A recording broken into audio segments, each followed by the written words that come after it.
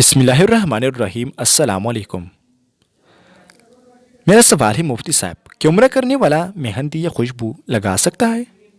جواب: حالت حرام میں خوشبو اور مہندی لگانا جائز نہیں، لہٰذا اگر حالت حرام محرم کی منہ یا ہاتھ پر خوشبو لگے تو زیادہ خوشبو لگنے کی صورت میں دم لازم آئے گا، اور معمولی خوشبو لگنے کی صورت میں دم تو لازم نہیں آئے گا۔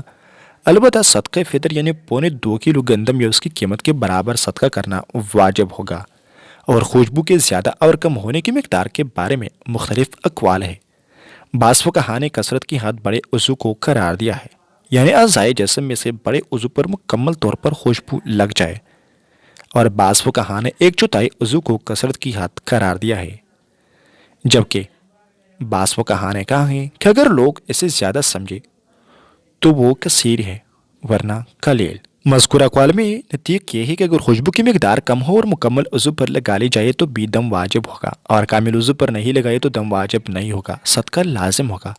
کوئی خوشبو کی مقدار کم ہو تو کامل عضو کا اعتبار ہوگا، اور اگر خوشبو زیادہ ہے تو 1/4 عضو کا اعتبار ہے، یعنی اس صورت میں 1/4 عضو پر خوشبو لگانے سے دم لازم آئے گا، اور اسے کم میں صدقہ لازم آئے گا۔ واضح ہے کہ حرام سے پہلے یا حرام سے نکلنے کے بعد خوشبو یا مہندی لگانا جائز ہے۔